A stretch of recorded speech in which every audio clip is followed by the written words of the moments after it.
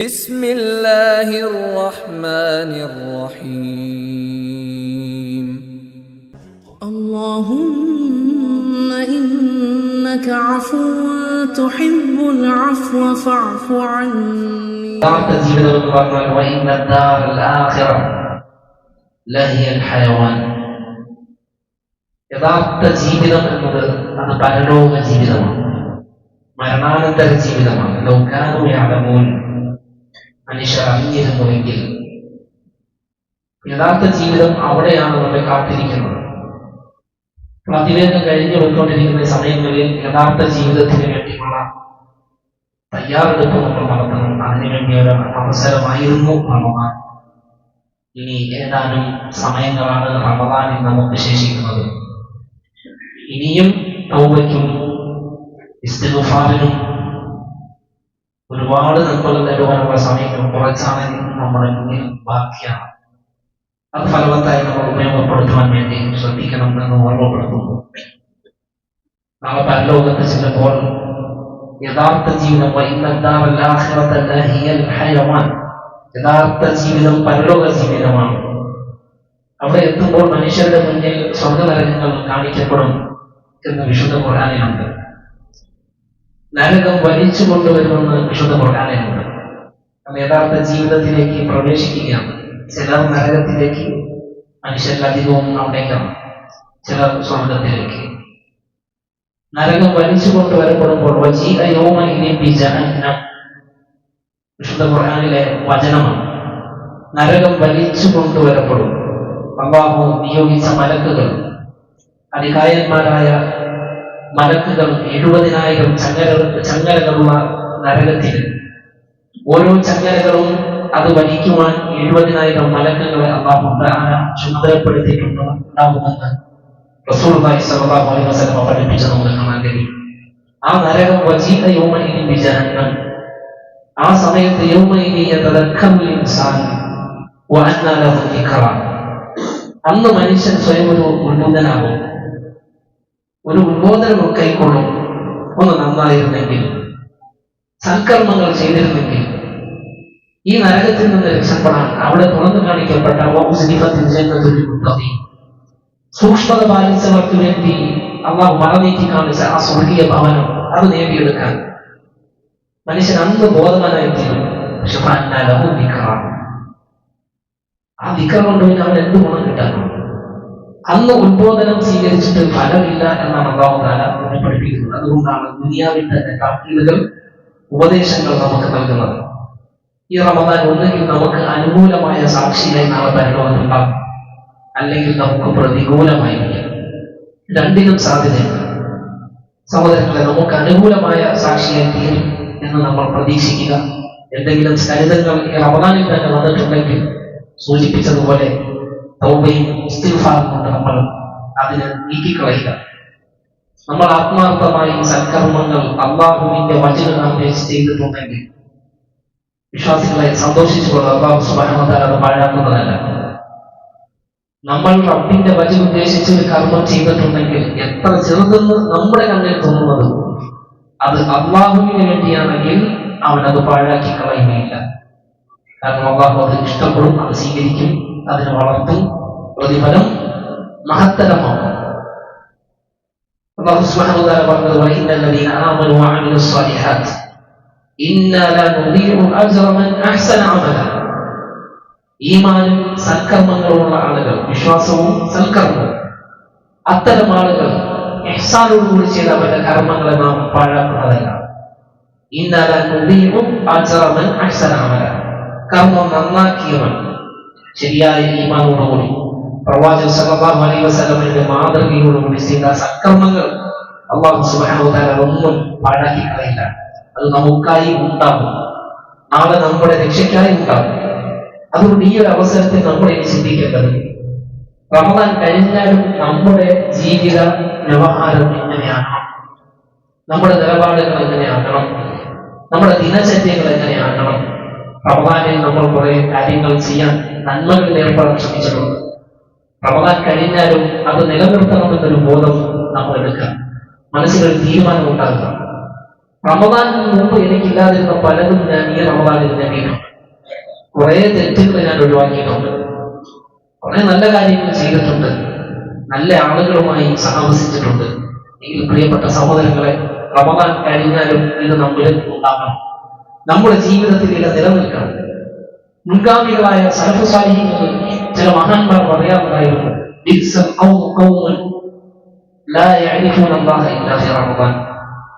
ഒരു ജനത ഇത്ര മോശം ജനതയായിരിക്കും, റമദാനിലല്ലാതെ അവർക്ക് അള്ളാഹിനെ അറിയില്ല.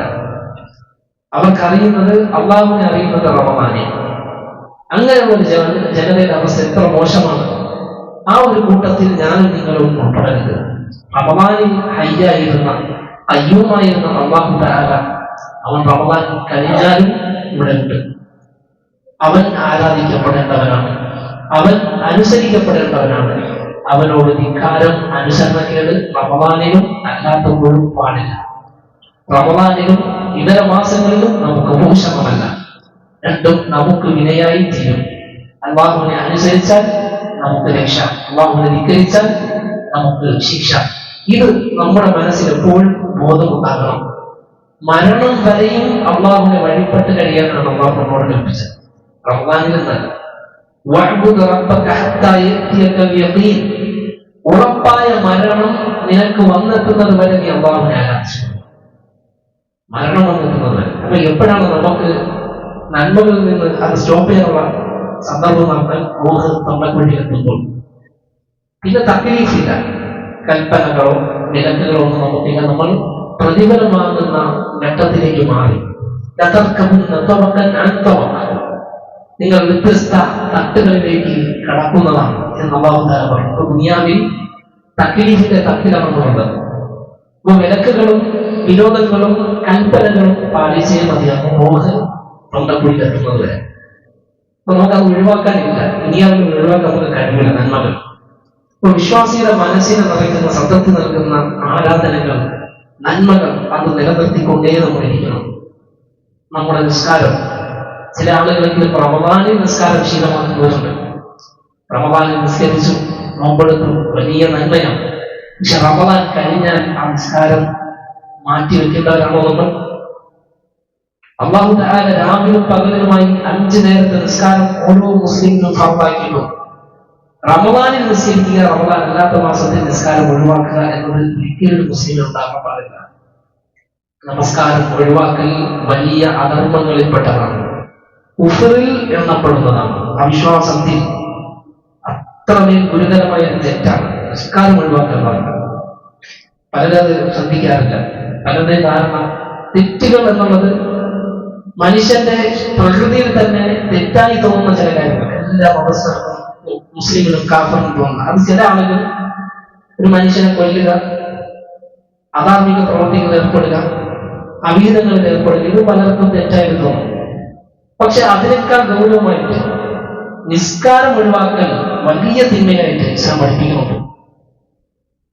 എത്രത്തോളം മദ്യപാനത്തെക്കാൾ, പലിശയേക്കാൾ, കൊലപാതകത്തെക്കാൾ അടുത്ത തിന്മയാണ് നിസ്കാരം ഒരു മുസ്ലിം ഒഴിവാക്കൽ.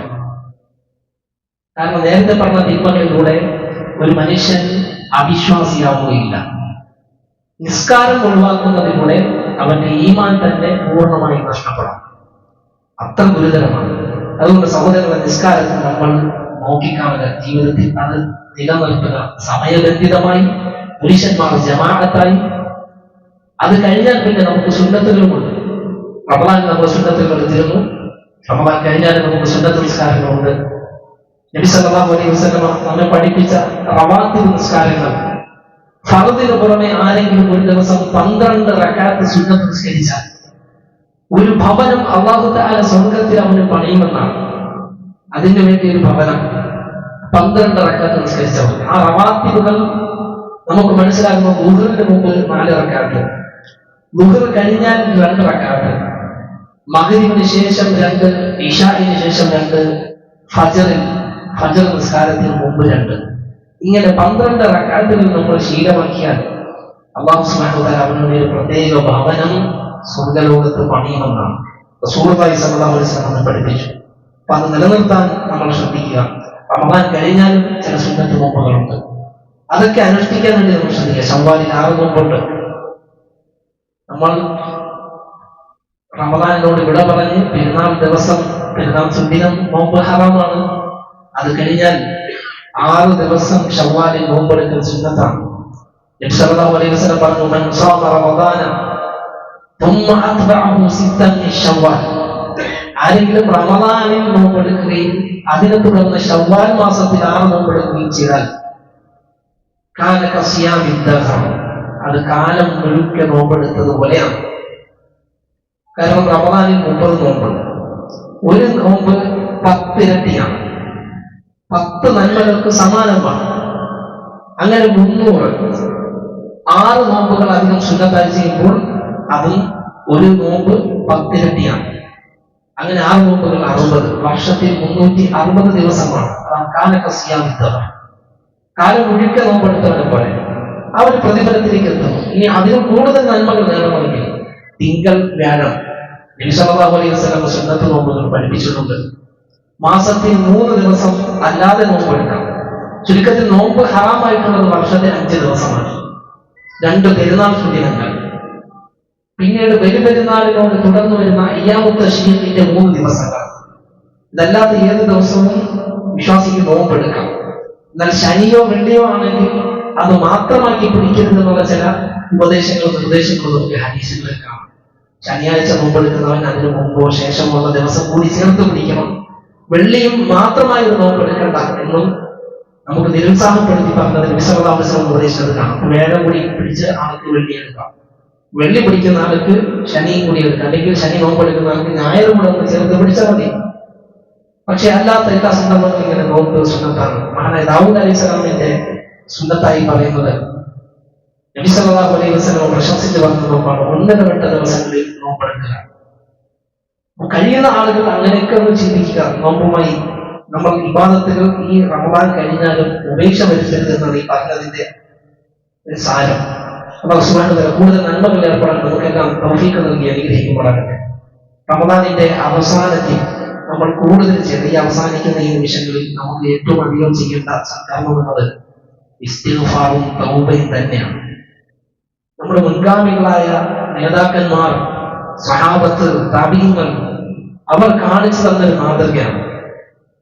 അവസാനമാകുമ്പോൾ ഇസ്തിഗ്ഫാറും തൗബയും വർദ്ധിപ്പിക്കുക. ചെയ്ത കർമ്മങ്ങളിൽ നമുക്ക് തന്നെ ആശ്ചര്യം കൂടാനല്ല, വീഴ്ചകൾ ഒരുപാട് സ്ഥലത്തും നമുക്ക് വന്നിട്ടുണ്ടാകും. അള്ളാഹു കൽപ്പിച്ച അതേ രൂപത്തിൽ കൃത്യമായി നിർവഹിക്കാൻ സാധുക്കളായി എനിക്ക് നിങ്ങൾക്ക് കഴിഞ്ഞോളണമെന്നില്ല. ഒരുപാട് സ്കലിതങ്ങൾ വന്നിട്ടുണ്ടാകും. ആ തെറ്റുകളൊക്കെ മാപ്പാക്കപ്പെട്ട് അള്ളാഹു പൂർണ്ണമായി മഖബൂലാക്കാനാണ് തൗബയും ഇസ്തിഗ്ഫാറും. അതുകൊണ്ടാണ് നബി സല്ലല്ലാഹു അലൈഹി വസല്ലം നിസ്കരിച്ച് സലാം വീട്ടിയാൽ ആദ്യം പറഞ്ഞിരുന്നത് അസ്തഗ്ഫിറുല്ലാഹ്. 3 തവണ ഇസ്തിഗ്ഫാർ ചെയ്തത് നമ്മൾ ചെയ്യുന്നതാണ്. സലാം വീട്ടിയാൽ അസ്തഗ്ഫിറുല്ലാഹ് അസ്തഗ്ഫിറുല്ലാഹ് അസ്തഗ്ഫിറുല്ലാഹ് എന്ന് പറയും. എന്നാൽ നിസ്കാരം ഒരു അപരാധമായതുകൊണ്ടാണ് പശ്ചാത്തപിക്കുന്നത്, ഇസ്തിഗ്ഫാർ ചോദിക്കുന്നത്. നിസ്കാരം ഒരു നന്മയല്ലേ. നിസ്കരിച്ച് സലാം വീട്ടിയത് അസ്തഗ്ഫിറുല്ലാഹ് എന്ന് പറയാം, കുറ്റം ചെയ്തിട്ടല്ലോ. അപ്പൊ എന്താണ് അതിന്റെ പോലും?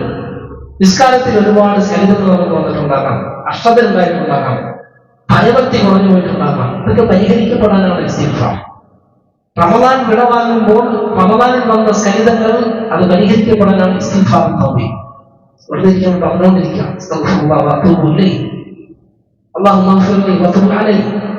ഇങ്ങനെയൊക്കെ നമുക്ക് പറയാവുന്നതാണ്. ഒരു ഹദീസിൽ കാണാം, ആരെങ്കിലും അസ്തഗ്ഫിറുല്ലാഹൽ അദീം അല്ലദീ ലാ ഇലാഹ ഇല്ലാ ഹുവൽ ഹയ്യുൽ ഖയ്യൂം വഅതൂബു ഇലൈഹി എന്ന് പറഞ്ഞാൽ യുദ്ധത്തിൽ നിന്ന് പിന്തിരിഞ്ഞോടിയവനാണെങ്കിലും അല്ലാഹു മാപ്പ് നൽകുന്നതാണ്. അത്രയ്ക്ക് ഏറെ മഹത്തായ തൗബയുടെ വചനമാണ്. യുദ്ധം എന്ന് പറഞ്ഞാല് ശത്രുക്കൾ അഭിമുഖീകരിക്കുന്ന സമയത്ത് ശത്രുപാളയത്തിൽ നിന്ന് പിന്തിരിയാൻ ഒരു മുസ്ലിമിന് അനുവാദം നൽകുന്നില്ല. പട്ടാളക്കാരന് പിന്തിരിഞ്ഞോടാൻ പാടില്ല. കാരണം അത് തന്റെ കൂടെയുള്ള സഹോദരങ്ങളെ കൂടി വഞ്ചിക്കലാണ്, ഇസ്ലാമിന്റെ ശക്തിയെ ദുർബലമാക്കലാണ്. അത് അല്ലാഹു തആല ഇഷ്ടപ്പെടുന്നില്ല. അത് പരാജയത്തിലേക്ക് നയിക്കാം. ശത്രുക്കളെ പേടിച്ച് യുദ്ധത്തിൽ നിന്ന് പിന്തിരിഞ്ഞോടുക. പക്ഷെ ഒരു മനുഷ്യൻ അങ്ങനെ ചെയ്തു എന്ന് വിചാരിക്കുക. വലിയ പാപങ്ങളിൽ കബായിറുകളിലാണ്, വൻദോഷങ്ങളിലാണ് റസൂലുള്ളാഹി സ്വല്ലല്ലാഹു അലൈഹി വസല്ലം ഇതിനെ തവല്ലി യൗമ സഹഫ് എന്ന ഹദീസുകളിൽ കാണാം. യുദ്ധദിനം, യുദ്ധം പിടികൊള്ളുന്ന ദിനം തന്റെ സഹോദരങ്ങളെ മുസ്ലിമീങ്ങളെ വഞ്ചിച്ചുകൊണ്ട് പിന്തിരിഞ്ഞോടുക. അതിന്ന് സ്ഥലം വിടുക. വലിയ കുറ്റമായിട്ട് സംഭവിക്കും. പക്ഷെ റസൂലുള്ളാഹി സ്വല്ലല്ലാഹു അലൈഹി വസല്ലം പറഞ്ഞു, അങ്ങനെ ഒരു മനുഷ്യൻ ചെയ്യുമെന്ന് വിചാരിക്കാം. അസ്തഗ്ഫിറുല്ലാഹൽ അദീം അല്ലദീ ലാ ഇലാഹ ഇല്ലാ ഹുവൽ ഹയ്യുൽ ഖയ്യൂം വ അതൂബു ഇലൈഹി. ഇത് പ്രാർത്ഥിച്ചാൽ അവന് ഈ തെറ്റ് പോലും മാപ്പ് കിട്ടുള്ളൂ. ഇസ്തിഗ്ഫാർ തൗബയിൽ നമ്മൾ വർദ്ധിപ്പിക്കാൻ വേണ്ടി സഹോദരങ്ങൾ ശ്രദ്ധിക്കുക. നമ്മളിൽ നിന്ന് സ്വീകരിക്കപ്പെടാതെ പോകുമോ എന്ന ഭയവും ഒപ്പം ഉണ്ടാവുക. ഇതൊക്കെ നമ്മൾ കുറച്ച് നോമ്പെടുത്തും ഒരു ഉച്ചഭക്ഷണം ഒഴിവാക്കുക എന്നതിലുപരി നന്മ നമ്മിൽ ഒരുപാട് ഉണ്ട് എന്നതിന് ഉറപ്പുവരുത്തണം. ആ ചെയ്ത നന്മകൾ അല്ലാഹു തആല സ്വീകരിക്കും. അത് സ്വീകരിക്കപ്പെടാതെ പോകുമോ പ്രതീക്ഷയ്ക്കും ഭയത്തിനും നടുവിലാകണം മുഅ്മിൻ. സ്വീകരിക്കുമെന്ന പ്രതീക്ഷയും തള്ളപ്പെടുമോ എന്ന ഭയവും നമ്മിൽ ഒപ്പം ഉണ്ടാകണം. അങ്ങനെ രണ്ടും വേണം മനസ്സിൽ. അള്ളാഹിന്റെ റഹ്മത്തിനെ കുറിച്ച് മുസ്ലിം നിരാശനാകാൻ പാടില്ല. ഒപ്പം ഇതെല്ലാം വിജയിച്ചു കഴിഞ്ഞു, സക്സസ് ആയി വളരെ സമാധാനത്തോടുകൂടി ഞാൻ ഉന്നത സ്വർഗത്തിൽ ഒരു സ്ഥാനം കിട്ടിയ ആളാണ് എന്ന ഭാവവും നേടിയൊരിക്കലും നമുക്കുണ്ടാകരുത്. കാരണം ഇതൊന്നും സ്വീകരിച്ചൊന്നും നമുക്കറിയില്ല. പറഞ്ഞ കാര്യങ്ങൾ മഹാനായ അലി ഇബ്നു അബീ ത്വാലിബ് റളിയല്ലാഹു അൻഹു പറയാറുണ്ടായിരുന്നു, യാ ലൈത ശിഇരി മൻ ഹാദൽ മഖ്ബൂൽ ഫനുഹന്നി. ഈ കർമ്മങ്ങൾ സ്വീകരിക്കപ്പെട്ടവൻ ആരാണെന്ന് ഒരാളെങ്കിലും വ്യക്തമായി നമുക്ക് അറിഞ്ഞിരുന്നെങ്കിൽ അവന്റെ തഹ്നിയത്ത് ആശംസ നേരമായിരുന്നു. വമൻ ഹാദൽ മഹ്റൂം ഫൻഅസി.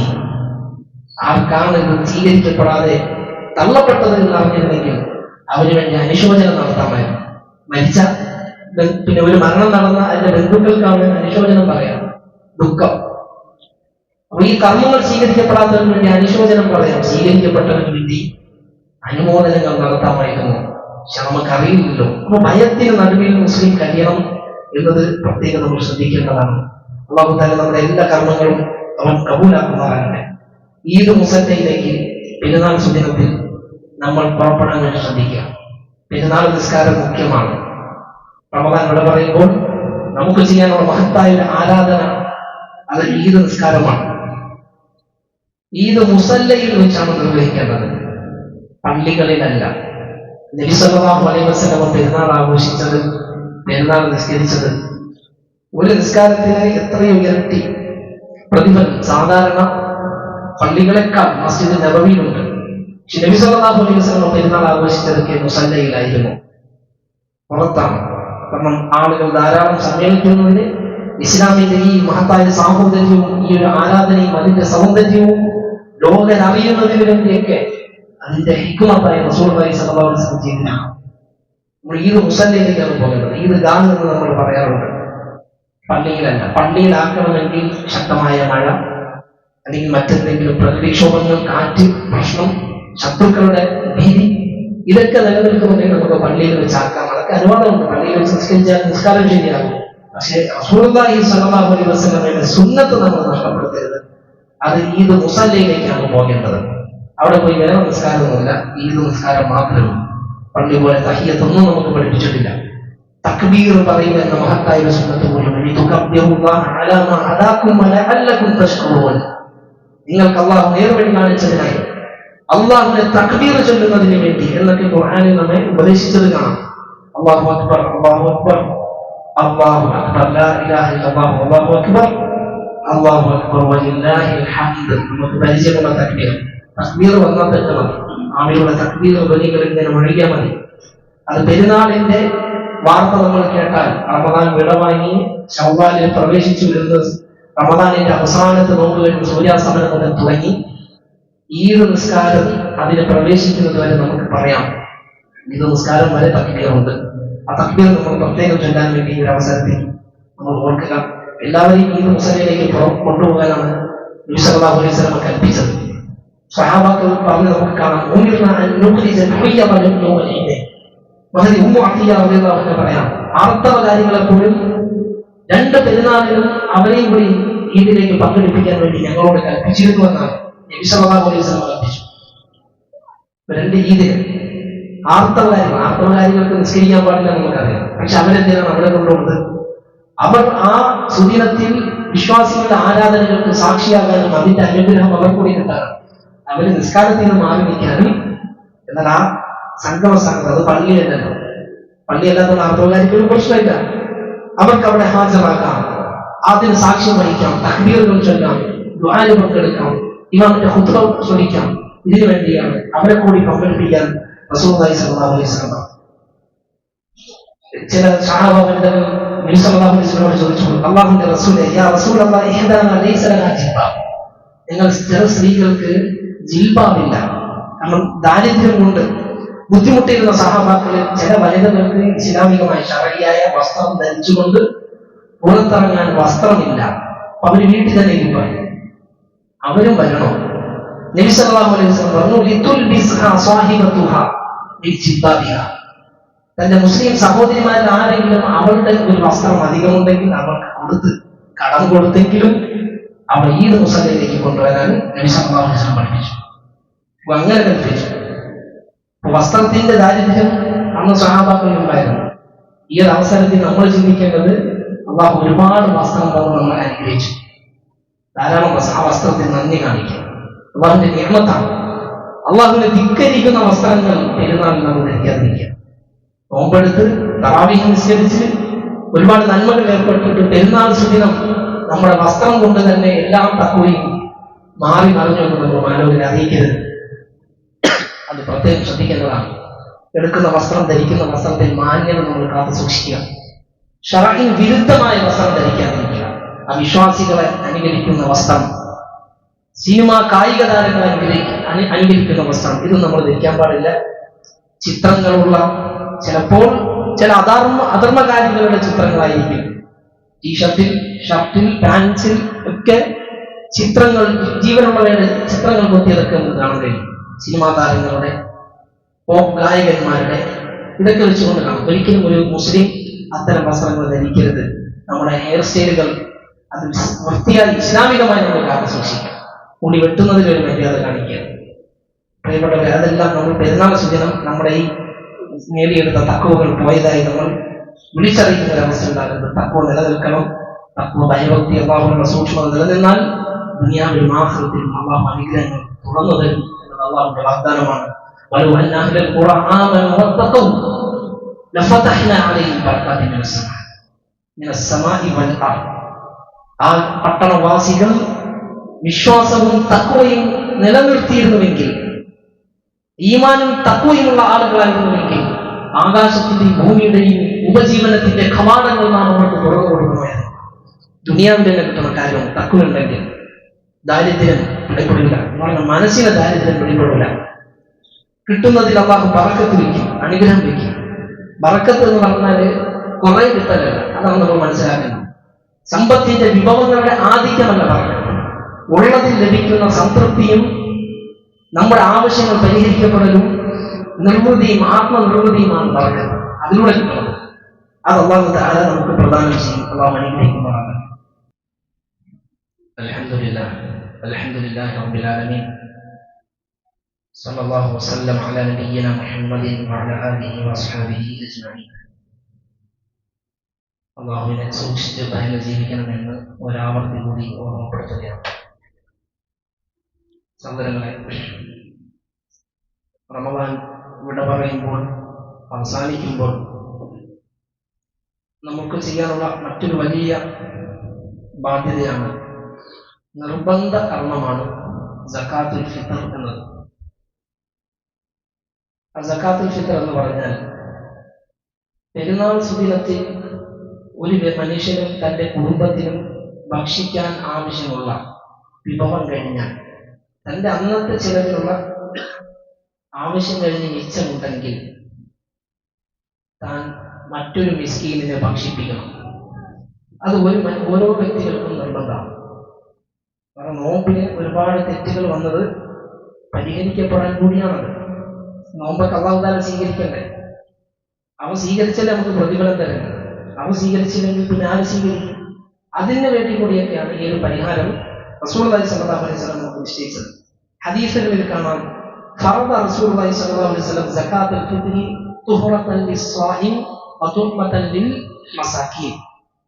നോമ്പുകാരനെ ഒന്ന് ശുദ്ധീകരിക്കാൻ, തെറ്റുകളിൽ നിന്ന് ശുദ്ധീകരിക്കാൻ പാവപ്പെട്ടവർക്ക് ഒരു ഭക്ഷണമായിട്ട് സകാത്തുൽ ഫിത്ർ റസൂലുള്ളാഹി സ്വല്ലല്ലാഹു അലൈഹി വസല്ലം ഫറദാക്കി. ഇസ്ലാമിലെ ആരാധനകളൊക്കെ അങ്ങനെയാണ്. അത് ചെയ്യുന്നതിലൂടെ വ്യക്തിക്കും സമൂഹത്തിനും ഗുണമുണ്ടാകും. അല്ലാത്തൊരു ആരാധന ഇസ്ലാമിലില്ല.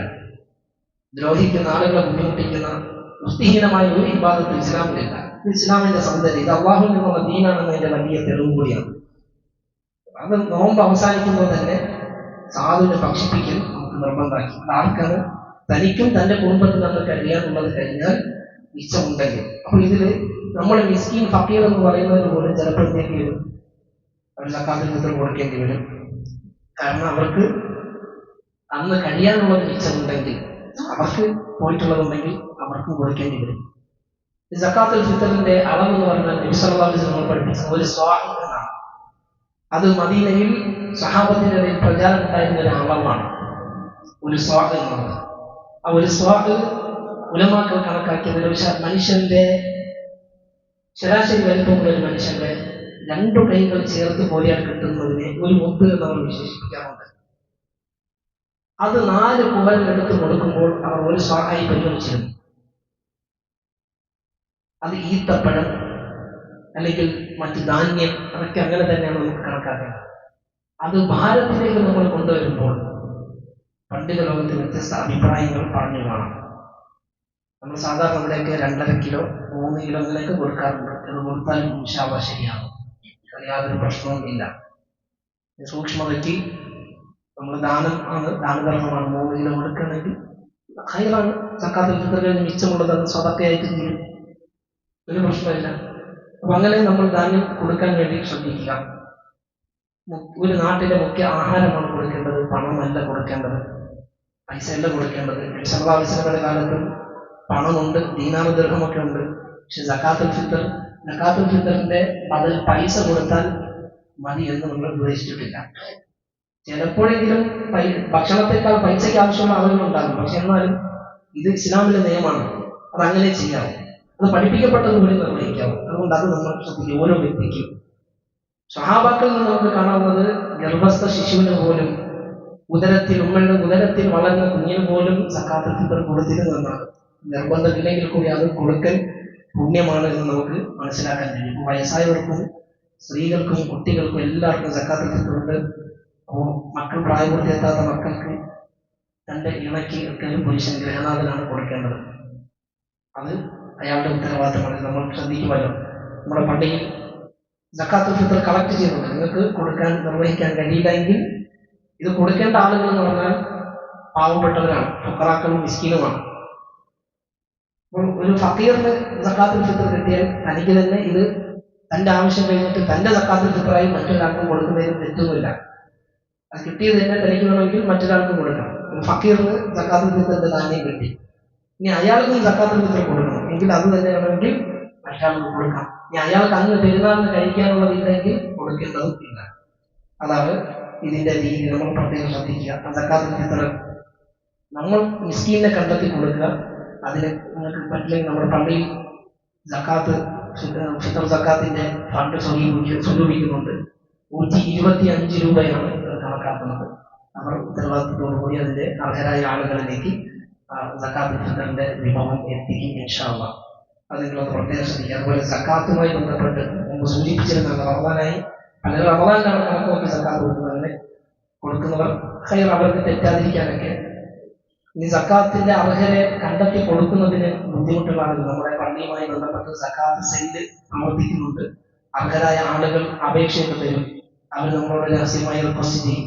അർഹരായ ആളുകളെ കണ്ടെത്തി അതിൽ കൂടുതൽ അർഹിക്കുന്നവർക്കും മുൻഗണനയൊക്കെ പരിഗണിച്ചിട്ടൊക്കെ സക്കാത്ത് വിതരണം ചെയ്യാറുണ്ട്. നിങ്ങൾക്ക് സക്കാത്തിന്റെ അർഹരെ കണ്ടെത്തി കൊടുക്കാൻ കഴിയുമെങ്കിൽ ഇവിടെ ഏൽപ്പിക്കാവുന്നതാണ്. ഉത്തരവാദിത്തത്തോടുകൂടി ഇവിടെയും ചെയ്യും. അത് പ്രത്യേകം ശ്രദ്ധിക്കുക. മറ്റൊന്ന്, ഈദ് കിസ്വ എന്നൊരു ചെറിയൊരു സംരംഭം, പാവപ്പെട്ട കുട്ടികൾക്ക് വേണ്ടി വസ്ത്രം വാങ്ങി കൊടുക്കുന്ന ഒരു സംരംഭമാണ്. കുറച്ചു കാലമായി നമ്മുടെ ഇവിടെ കുറച്ച് സഹോദരന്മാർ ചെയ്യുന്നുണ്ട്.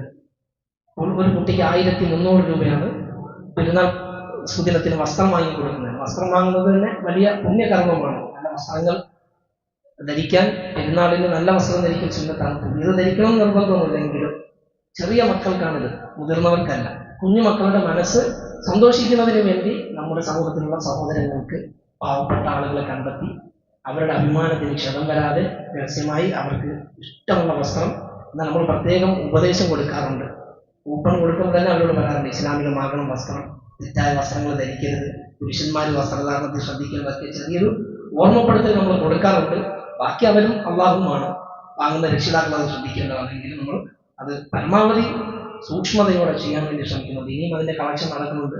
കുറേ കുട്ടികൾ നമ്മുടെ പരിസരത്ത് തന്നെ രജിസ്റ്റർ ചെയ്ത് അവർക്കാണ് വിതരണം ചെയ്യുന്നത്. നിങ്ങൾ അതിൽ കൂടെ ഒന്ന് ശ്രദ്ധിക്കാൻ കഴിയുന്നവർ ഈദ് കിസ്മയിൽ കൂടി പങ്കെടുക്കുക, ഭാഗമാക്കാവുന്ന അല്ലാഹു സുബ്ഹാനഹു വ തആല നമ്മുടെ എല്ലാ കർമ്മങ്ങളും സ്വീകരിക്കുമാറാകട്ടെ. പരിപൂർണ്ണ തൃപ്തിയോടുകൂടി അള്ളാഹു നമ്മുടെ കർമ്മങ്ങളെ സ്വീകരിക്കുകയും വീഴ്ചകൾ മാപ്പാക്കി തരികയും ചെയ്യുമാറാകട്ടെ. എല്ലാവിധ തെറ്റുകുറ്റങ്ങളും അല്ലാഹു സുബ്ഹാനഹു വ തആല നമുക്ക് മാപ്പാക്കി അവന്റെ ജന്നാത്തുൽ ഫിർദൗസിൽ റസൂലുള്ളാഹി സ്വല്ലല്ലാഹു അലൈഹി വസല്ലമയുടെയും മഹാന്മാരായ സ്വഹാബത്തിന്റെയും സുഹബത്ത് കിട്ടുന്ന, അവരുടെ സാമീപ്യം കിട്ടുന്ന ആളുകളിൽ നമ്മെല്ലാം ഉൾപ്പെടുത്തി അനുഗ്രഹിക്കുമാറാകട്ടെ.